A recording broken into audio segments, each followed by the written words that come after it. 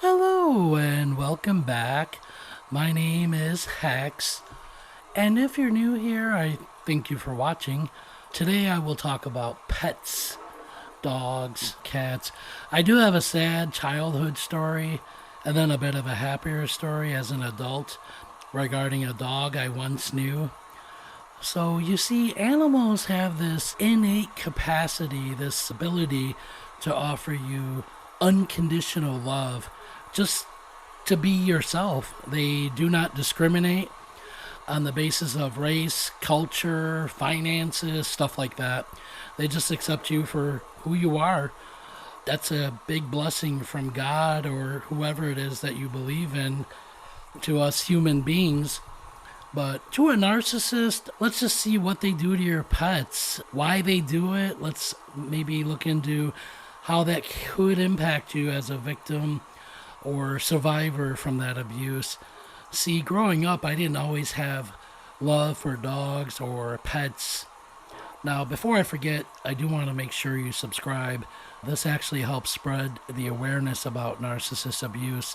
So let's get started with the basic understanding of how narcissist personality works. I'm going to assume that you already know most of the stuff, the entitlement, the selfishness. So that's pretty much what we're talking about. Someone that could treat pets good or bad, maybe depending on their mood, if they get their way or not, or how it appears in public. Covert narcissists perhaps would silently or secretively torture an animal or a dog, deprive them of food or water, hitting them in secret even. There's a couple possibilities when it comes to the relationship between narcissists and pets. Like an overt narcissist can create a bond with an animal, with a dog, that looks nauseating. In the overt or grandiose narcissist, an animal is just an animal. It's a tool to look good, basically. It could be a show, so it would give it a lot of attention. When the narcissist sees it, it could pet it, but in public, just to make sure the animal or dog in this case would conform, like a perfect ideal supply would do. So a narcissist can do that. That's one option. It gives the narcissist supply or fuel.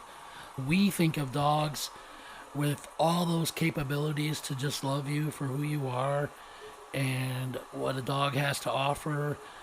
So things get really bad when the dog deviates from the plan the narcissist has. So there's definitely going to be times when a pet would tear something up, break something, pee or make a poop when they're not supposed to in the house. See, they don't know. Yes, they can be trained, but mishaps happen. We all make mistakes. Why not have that same consideration for an animal? But to a narcissist, they don't understand the mistakes. So they are often punished. There could be screaming, there could be yelling, physical abuse, isolation is possible. They can withhold food. I've heard of cases where they fed them rotten food.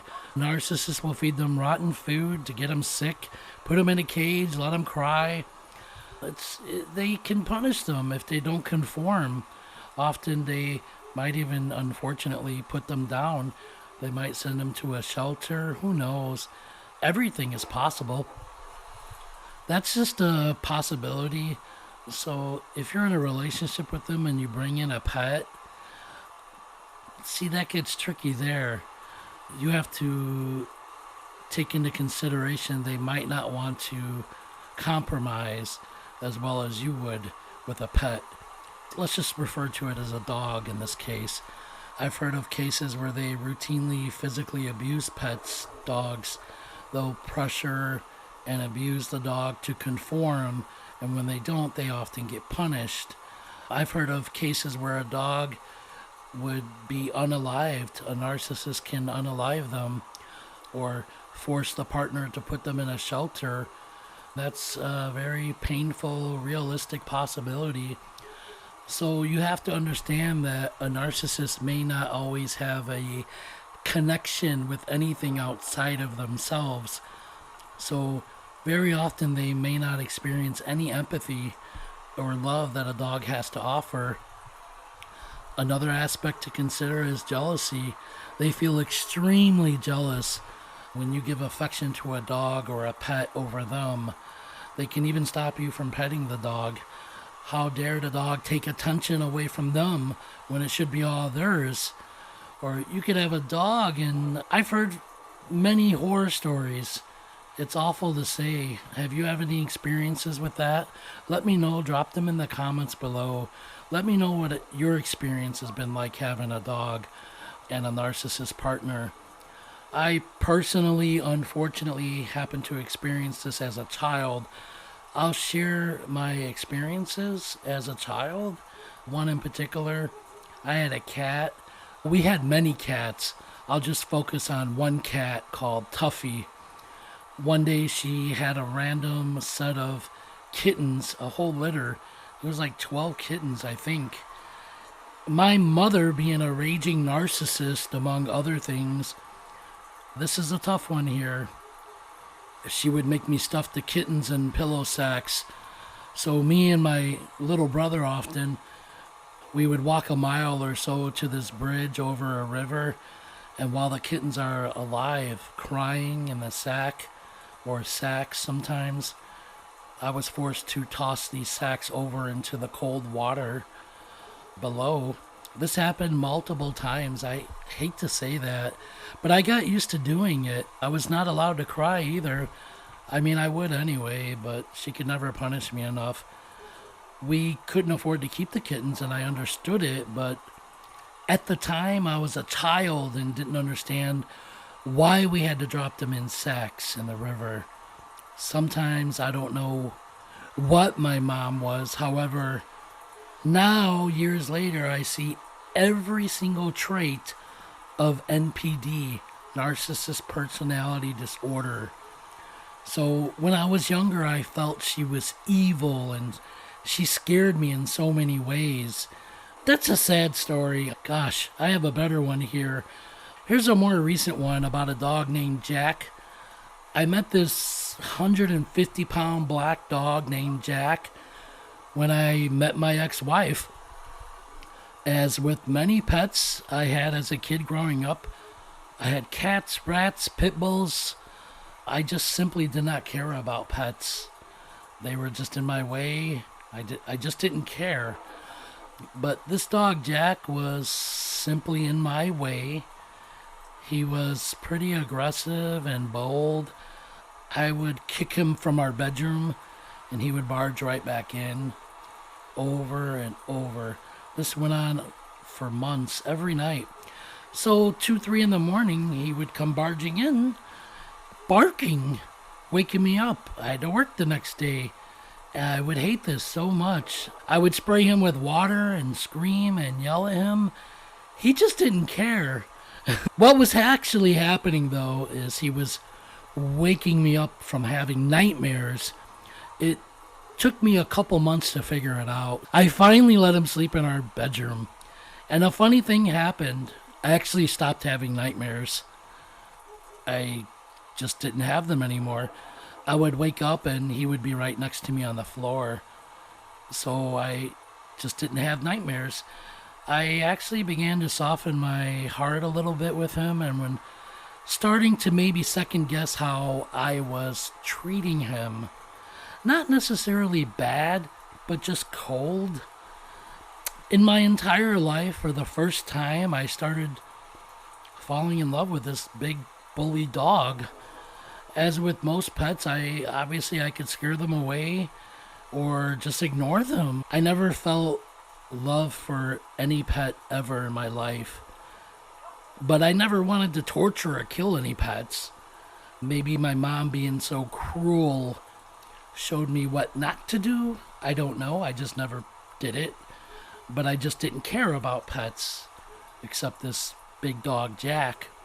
He just wouldn't stop loving me and bullied his way into my heart. This big dog, I miss him terribly. He's gone from the earth due to old age and various health issues. But he really changed me in some ways. He was unlike any other dog I've ever known. He just had no fear of me. He was actually very sweet. He had so much love to give.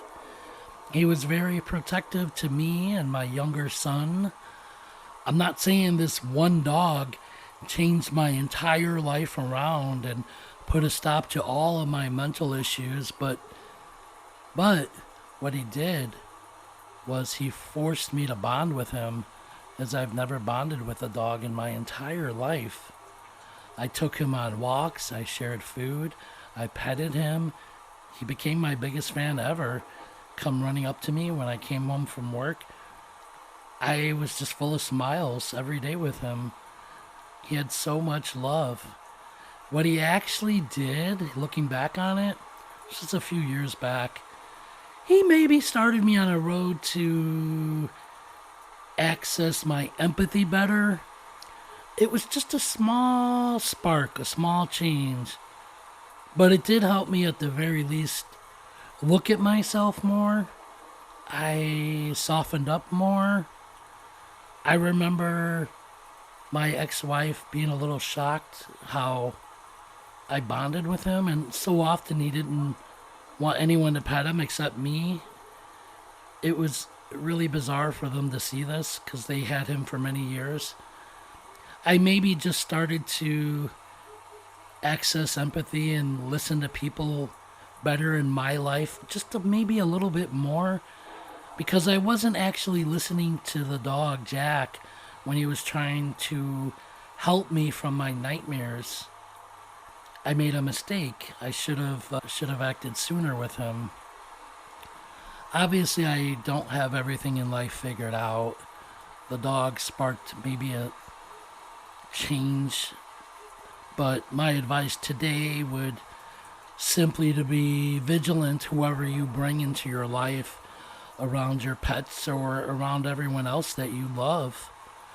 The lesson here is maybe this whole ordeal or experience and my few years with Jack, maybe it could have been really horrible if my ex-wife was forced to get rid of him or put him in a shelter, give him away. Some people would obviously choose a partner over a pet. I hate saying that, but it's actually very common, especially after marriage or after living with a partner. See, being a narcissist is a pain game. They can and will do whatever it takes to hurt you the most. Just remember that. This is going to do it for today's video. I hope you have a great, safe week. Thank you for listening and take care of yourselves. And be vigilant. And have a great rest of your day.